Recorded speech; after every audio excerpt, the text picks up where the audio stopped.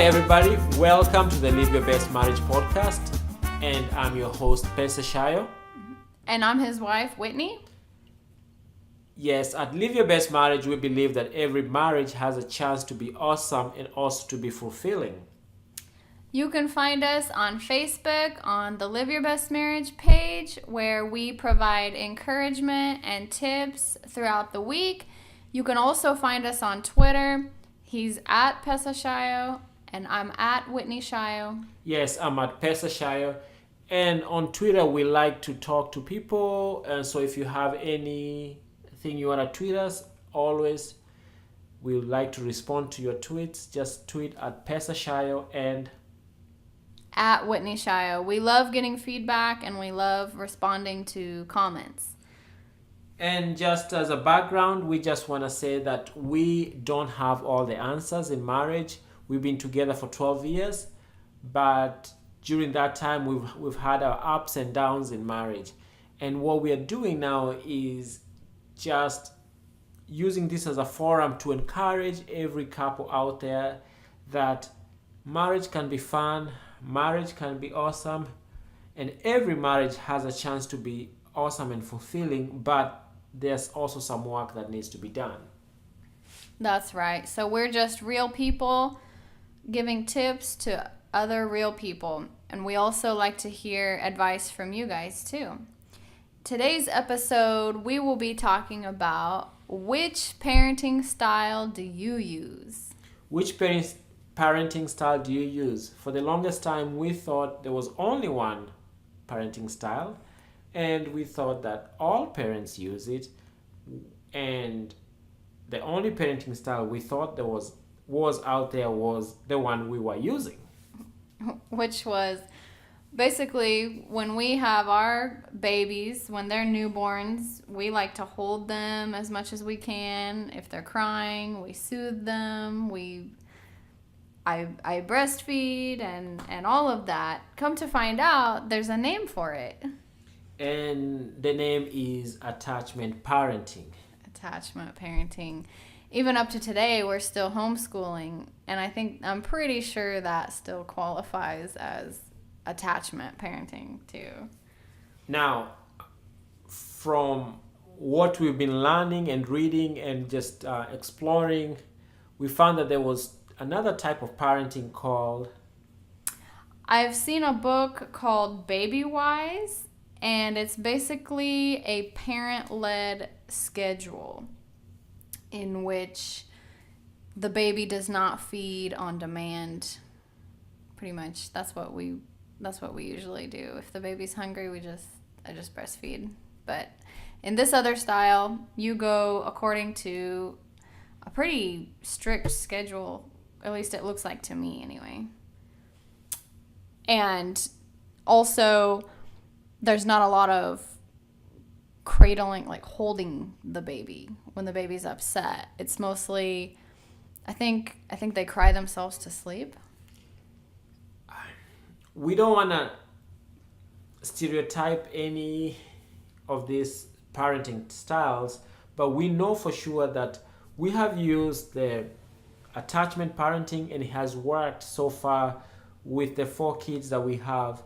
The attachment has worked, and usually if the kid cries, somebody is there to pick the kid up, and we've had some family members say, hey, the kids will not be independent, but so far they are pretty independent. Mm-hmm. Yeah, it's interesting because the baby that we held the most, she's 10 now, and she has turned out to be our most independent, self-reliant child, which is, I don't know if those two things are connected, but I think it's interesting. Now, do you guys have any views or opinions about which parenting style is the best? And not so much about the best, because I don't want to have this to be like my style is better than yours, but what have you found if you are using the parent-wise parenting style? What are the advantages or disadvantages if somebody out there has already tried it? We would love to hear from you guys. Because I think the bottom line is every parent pretty much does what they think is best and what they think needs to be done, and for their individual child, which I think makes sense. I think that's fair. Because I understand that parents who work full-time outside the home have different challenges that we don't have at our house, where if you're not always there with the baby, maybe it doesn't make sense to pick them up all the time and get them spoiled, because then when they're at daycare, they might not get as much attention as they're getting at home. So there are different schools of thought when it comes to that. Because for me, I don't really think you can spoil a child, but I'm the dad, so other people might disagree with me, but definitely I don't really think you can spoil the child, because you are just doing what God made you to do, in terms of a child is crying, a child needs you, the child is helpless. So you are getting to the point of, hey, I need to do something to help them and cater for their needs. It's not so much about spoiling. Now, somebody else might have a different opinion. Oh, I guess when I said the word spoil, that probably wasn't the right word. What I meant was not make the baby get used to that, get used to being held a lot, and then they're not able to self-soothe when they're at their daycare provider. That's kind of what I meant. I don't think spoil was the best term to use, but because I don't think you can spoil a baby that young. But definitely now I know our 2-year-old expects to be carried. She lifts her arms up in the air and it's like, mommy, hold me. But definitely if they're under a year, I don't think they can get spoiled by that. Yes. And again, I go back to the fact that, hey, if she wants to be carried, she's about 2 years old. As a guy, I really don't see anything wrong with that. Just let her be carried. Yeah. Because she'll never be that small again. You know that. Folks, we will take a short break and then we will be right back. Hi everybody, welcome back to the Live Your Best Marriage podcast. And again, I'm your host, Pesa Shayo, and I have my wife here. I'm Whitney Shayo, and just to recap the first part, we were basically having a conversation about the different parenting styles and what has worked for us and what we've enjoyed.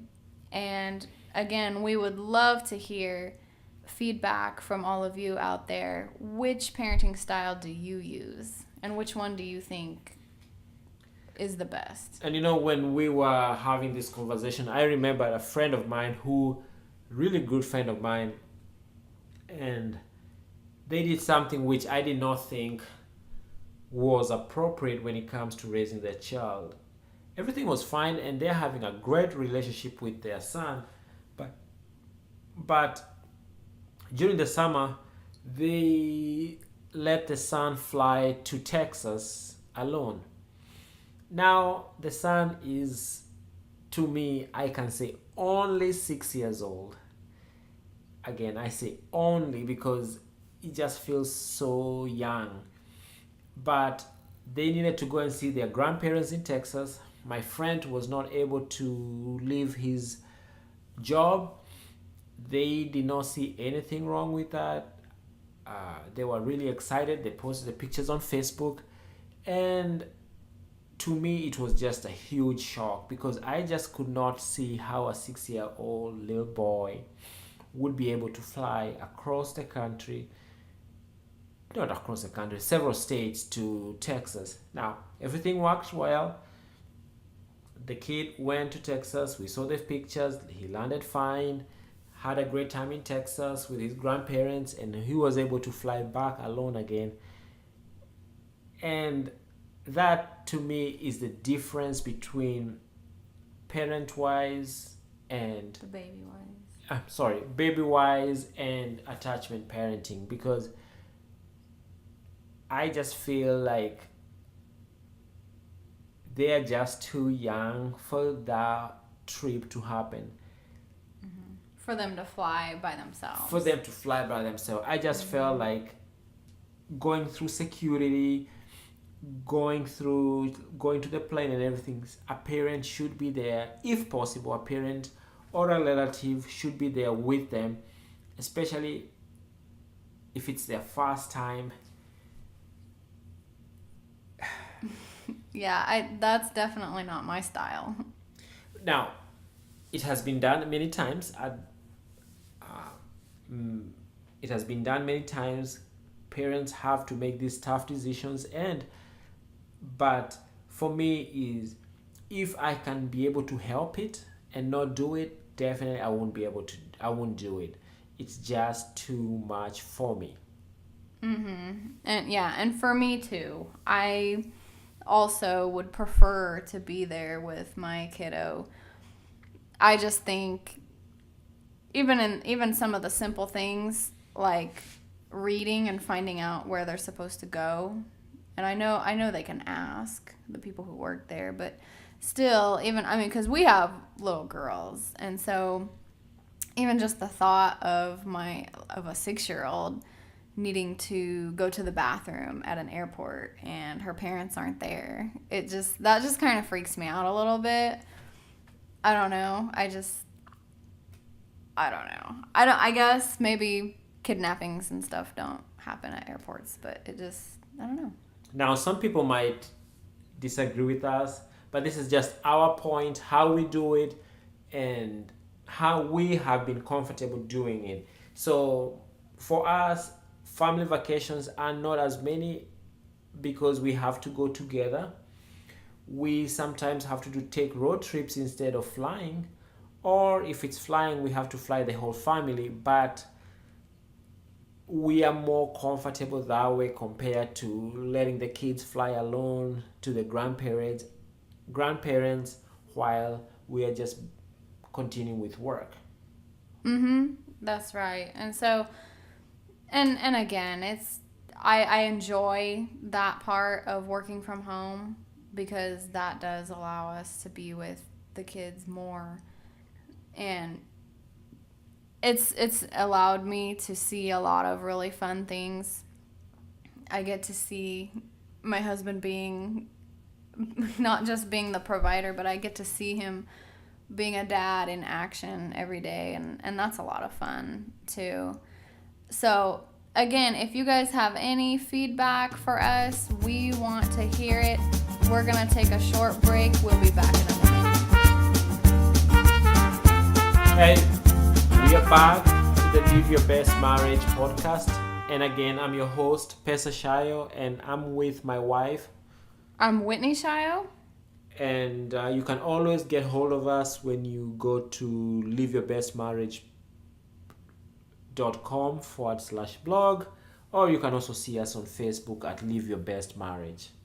And you can also reach us on Twitter. I'm at Whitney Shayo. And I'm at Pesa Shayo. We would love to hear from you. Just as in regards to what we were talking about earlier, we were speaking about the different parenting styles, and the two that we mentioned, one was from the book called Babywise, and then the other one was attachment parenting. And we ourselves, we find we're probably more in the middle anyway, but I think we definitely lean more towards the attached side of the spectrum. And when I'm reading things about it online, I notice that people are saying, some things that are being said just simply aren't true. For example, for the attachment one, I've noticed that some people say that the moms get exhausted because they're constantly breastfeeding their babies. But I don't think that's true. I think that from what I've experienced, I just feed the baby when I think the baby needs to be fed. I don't get overtired from it. I don't get that exhaustion. And then from the other method, I've heard that some moms skip meetings if it's not the right time in their schedule, or they let the baby cry it out for a really, really long time. But I've seen moms speak up and say, no, that's not true. I would never skip a feeding just because of the schedule. I would never make my baby just lay there for 45 minutes crying it out. So I've heard different things from both sides, but again, we would just love to hear what works for everybody else. And I think my bottom line is everybody just does what works at their house. Yes, and it seems attachment parenting works for our house. And I've been thinking about it, and it seems like when I say the word attachment, it feels like it's more of the kids are really quote unquote attached. They are not independent, but that's not at all what is going on. It's just you're showing love and affection love and affection because you believe that's what they need at that age. And I'm sure the parent wise, they are also showing love in a different way. Yes, I'm glad you brought that up, because I've also heard that for the attachment style, the child could end up being really selfish because they're being showered with attention from their parents all the time, or they might not be independent. Mm-hmm. But in my opinion, what I've seen with our kids is I think they have actually learned compassion from it, because the more compassion we show them, I notice they show it more to their siblings. And Yes. they're more caring, because especially the 9-year-old and the 5-year-old, if they see something going on with the 2-year-old, either she's not happy or she fell down or something, they both rush over to give her a hug or help her with whatever it is she needs. Yes. So that's kind of my thought on that. And then I know that with the other method, they want the child to be more independent and self-reliant, based on the fact that they can self-soothe and things like that. So honestly, I'm happy with the results that we've gotten so far. And that's pretty much how it's been for us. And one more thing I just want to remind our listeners is we are not here to say one type of parenting is better than the other. We just know more about the attachment parenting. We are curious about the parent wise. The Babywise. Ah, man. I always get confused about that. The Babywise. But we know parents who do the Babywise and their kids are pretty okay. So I think it's what will work for you.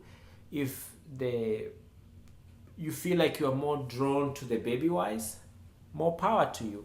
And if you feel like you're more drawn to the attachment parenting, I wouldn't be against it. I just say, hey, do what you feel drawn to, and don't do a type of parenting that you feel like you don't want to do it, but you feel like you have to do it. I think that's where you have to draw the line, when you feel like, I really don't want to do this. I really don't want to